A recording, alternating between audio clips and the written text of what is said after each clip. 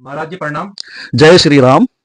अच्छा महाराज जी, अभी कुछ दिनों से हम 10 महाविद्याओं के विषय में बात कर रहे थे। हम्म। जैसे हमने लास्ट वीडियो में माँ सोमवती माता के विषय में हमने चर्चा की थी।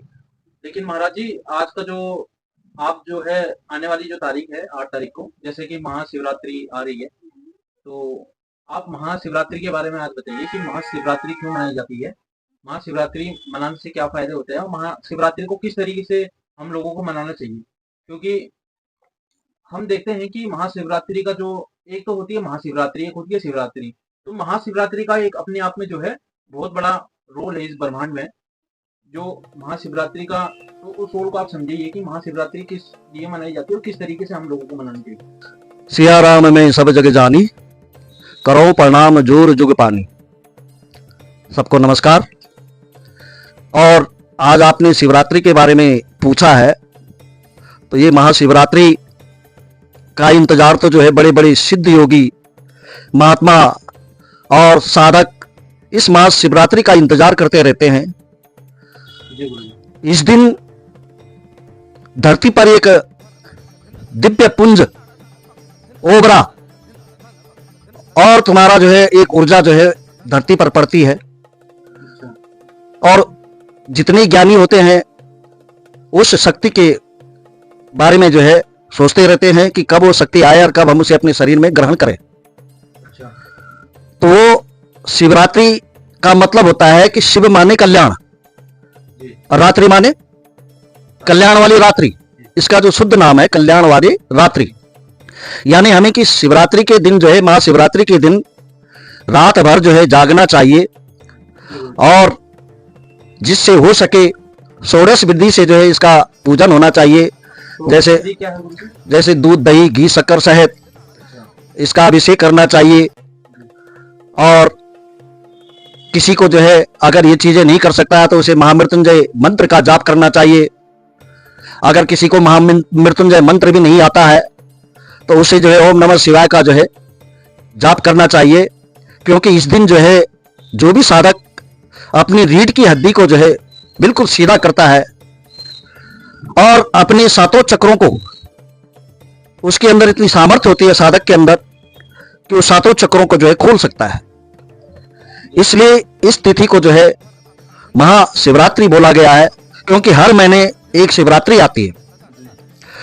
तो साल भर में जितनी भी शिवरात्रि हैं उनका पूजन एक तरफ और महाशिवरात्रि का पूजन एक तरफ। ये महाशिवरात्रि जो है दुखों का अंत करने वाली है। इसमें कहा भी गया है, हे चंद्रचूड़ मरणांतक शूल पाणी, अस्थाणो गिरीश गिरिजेश महेश शंभो, भूतेश भीत भय सूदन माम नाथ, संसार दुख गहना जगदीश रक्ष। शिवरात्रि के दिन जितने भी दुखी होते हैं लोग, अगर किसी से कुछ भी नहीं होता है तो एक लोटा जल जो है भगवान भोलेनाथ में चढ़ा दें। भोलेनाथ उसी से प्रसन्न हो जाते हैं। और भोलेनाथ को यह तिथि बहुत प्रिय है। क्यों प्रिय है कि माघ मंगशीर मास के आर्द्रा नक्षत्र की त्रयोदशी को एक ज्योतिपुंज ब्रह्मा और विष्णु के बीच में प्रकट हुआ था। क्योंकि जब ब्रह्मा और विष्णु में विवाद हुआ था और ब्रह्मा ने जो है विष्णु के लिए उल्टा सीधा बोल दिया, तो उस समय उनके बीच में जो है ये ज्योतिपुंज प्रकट हुई और ब्रह्मा का ब्रह्मास्त्र और नारायण का नारायणास्त्र इसी ज्योतिपुंज में समा गया। और भगवान शंकर ने कहा, दिन में तत्पुण्यम भविष्यति महत्तरम, शिवरात्रि रीति ख्यात्या तिथि रेशा मम प्रियो। ये जो चतुर्दशी का दिन है, फाल्गुन मास के कृष्ण पक्ष की चतुर्दशी तिथि, भगवान भोलेनाथ कहते हैं कि इसे मुझे जो है बहुत प्रिय है। आज के दिन जो भी लिंग या बेर मूर्ति में मेरी पूजा करेगा वह जगत का निर्माण भी कर सकता है। यानी उसके अंदर इतनी ताकत आ सकती है कि वो जो है जगत का भी निर्माण कर सकता है। एक वर्ष निरंतर पूजा करने से जो फल मिलता है वह शिवरात्रि के दिन पूजन करने मात्र से ही प्राप्त हो जाता है। ज्योतिर्मय लिंग का प्राकट्य जो है मार्गशीर्ष महीने की आर्द्रा नक्षत्र और त्रयोदशी को हुआ था। और महाशिवरात्रि के दिन पहली बार ब्रह्मा और विष्णु ने उस ज्योतिपुंज की पूजा करी थी। अच्छा। इसलिए इसे जो है फाल्गुन मास के कृष्ण पक्ष की चतुर्दशी तिथि को पहली बार पूजन हुआ और ब्रह्मा विष्णु ने सबसे पहले इनका पूजन किया, इसलिए इसे महाशिवरात्रि का नाम दिया गया। और इस महाशिवरात्रि में पर्व काले सर्वदोष समापनम, यानी जितने भी दोष हैं सारे दोष उस दिन समाप्त रहते हैं और साधक अपने मूलाधार चक्र से को खोलते हुए स्वादिष्टान, मणिपूरक, अनाहत, विशुद्ध चक्र और आज्ञा चक्र से सहस्त्रार चक्र तक जा सकते हैं। इससे क्या फल मिलता है?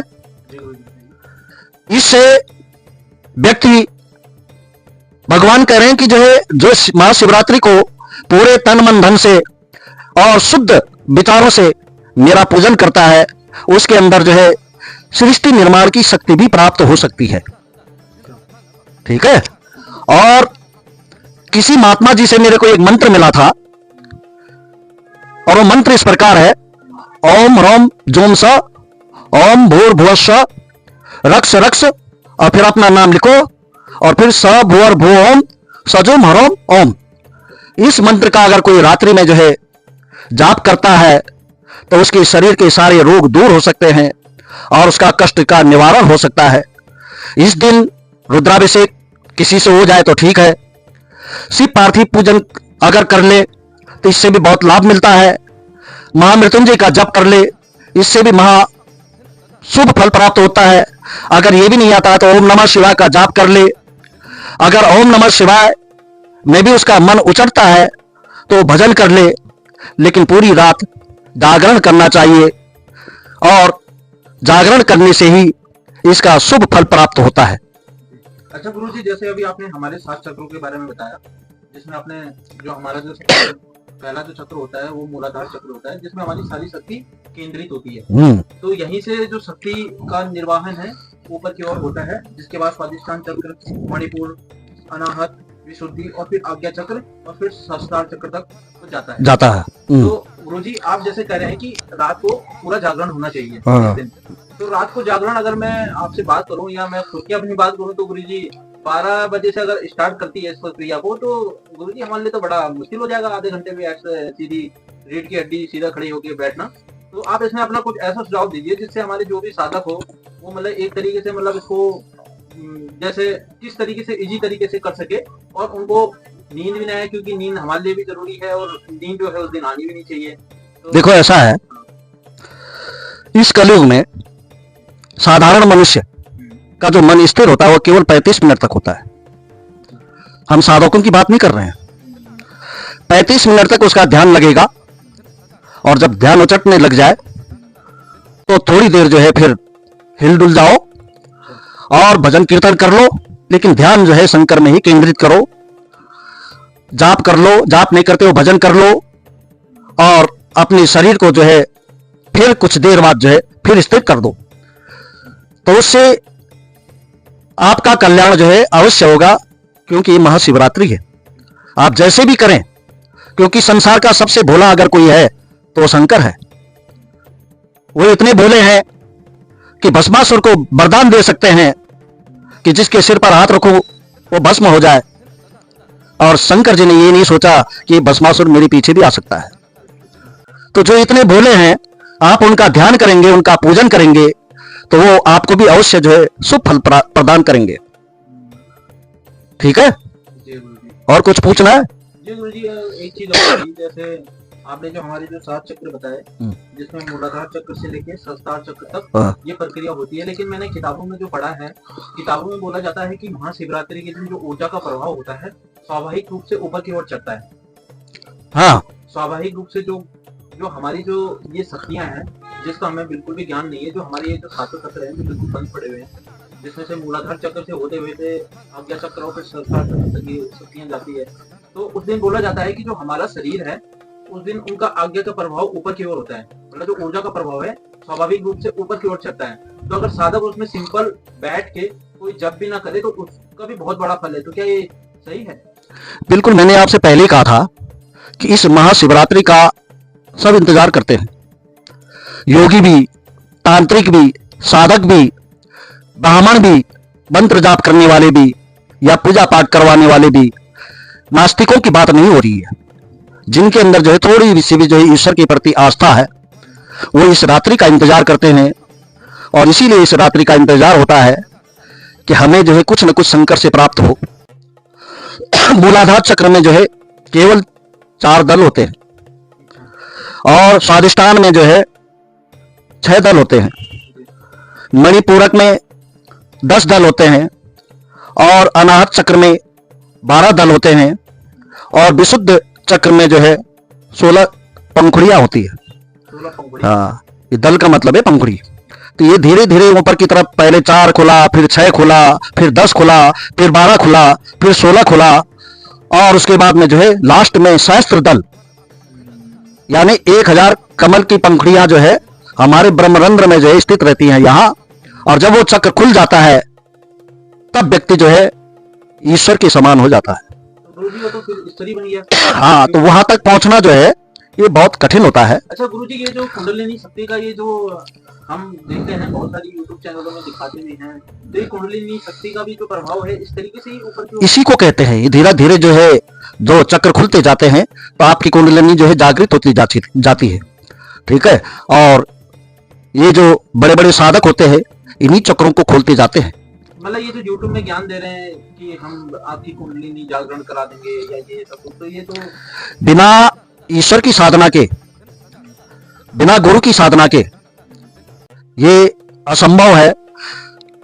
महाशिवरात्रि के दिन रीढ़ की हड्डी सीधे करने का मतलब यह है कि उस दिन आप बिना परिश्रम के कुछ न कुछ उस ओज को, उस दिव्य पुंज को, उस प्रकाश को, क्योंकि उसे चित्त बोला गया है, चित्त का मतलब प्रकाश, उस प्रकाश को जो है प्रकाश फैला हुआ है, उस प्रकाश को अपने शरीर के अंदर जो है ग्रहण करना। जी, वो क्योंकि उस दिन स्वाभाविक रूप से ऊपर की ओर चढ़ता रहता है। उसमें किसी और दिनों की तरह हमें मेहनत करने की जरूरत नहीं है, ध्यान लगाने की जरूरत नहीं है। मैंने कहा था पर्वकाले सर्वदोष समापनम, उस दिन जो है सारे दोष समाप्त रहते हैं। इसलिए एक ऊर्जा, एक जो है ओरा, एक शक्ति, एक पुंज, एक प्रकाश, ये सब जो है धरती पर पड़ता रहता है, और जिसकी किस्मत में होगा वो जो है उसको ग्रहण कर लेता है, और जो नास्तिक होंगे वो उससे वंचित रह जाते हैं। अच्छा गुरुजी, ये जैसे जब इंसान की मृत्यु होती है तो ये जो चक्र है, मैंने सुना है इसी चक्रों से होते हुए उसकी मृत्यु होती है। मतलब जहाँ पे आदमी का जो उसने जितना भी अपना जीवन व्यतीत किया है और जिस चक्र में उसने ज्यादातर अपना समय बिताया है, मोस्टली तो जो लोग जो है अपना मूलाधार चक्र तक ही रहते हैं। जो बड़े बड़े ऋषि मुनि हैं उनके जो चक्र खुल जाते हैं तो वहां तक जो है आदमी की मृत्यु उसी चक्र से होकर जाती है। क्या सही बात है? भाई ऐसा होता है कि चक्र जब खुलते हैं तो अगर उसने अपने सहस्त्रार चक्र को खोल दिया है तो जब उसकी मृत्यु होगी तो उसका ब्रह्मरंध्र जो है फट जाएगा, और यहीं से जो है उसके प्राण जो है निकल करके उस अलौकिक शक्ति में मिल जाते हैं। अच्छा। किसी की आंखों के रास्ते जो है प्राण निकलते हैं, आंखें चौड़ी हो जाती हैं। किसी के कानों के रास्ते से जो है प्राण निकलते हैं, उसके जो है कानों के हाँ खून आ जाता है। किसी के मुंह से जो है प्राण निकलते हैं, और किसी का जो है जो हमारा मल द्वार है उस मल द्वार से, क्योंकि मल द्वार से उसी के प्राण निकलते हैं जो अधोगति को प्राप्त होते हैं, अधोगति मतलब यानी निकृष्ट गति में। अच्छा। ऊपर की तरफ के प्राण जो है सौभाग्यशाली लोगों के निकलते हैं। इसीलिए बोला जाता है कि अपने जो मूलाधार चक्र है उससे हमेशा ऊपर उठने की कोशिश करें। बिल्कुल बिल्कुल बिल्कुल सही कहा आपने। मूलाधार से थोड़ा सा ऊपर हो सके तो स्वादिष्टान चक्र तक जैसे ले जाने की कोशिश करना चाहिए। ठीक है, आज के लिए इतना ही बहुत है। ठीक है गुरुजी, तो ये जो कुंडलिनी शक्ति है इसके बारे में भी आपसे बात की, फिर इसके लिए कभी बताएंगे। ओम नमः शिवाय, ओम नमः शिवाय, ओम नमः शिवाय, ओम नमः शिवाय, ओम नमः शिवाय। 5 बार जो है शंकर जी का नाम आप भी लीजिए, क्योंकि पंचाक्षर मंत्र का ये जाप है। ठीक है जी गुरुजी, बिल्कुल बिल्कुल। ओम नमः शिवाय, ओम नमः शिवाय, ओम नमः शिवाय, ओम नमः शिवाय, ओम नमः शिवाय। धन्यवाद आपको गुरुजी।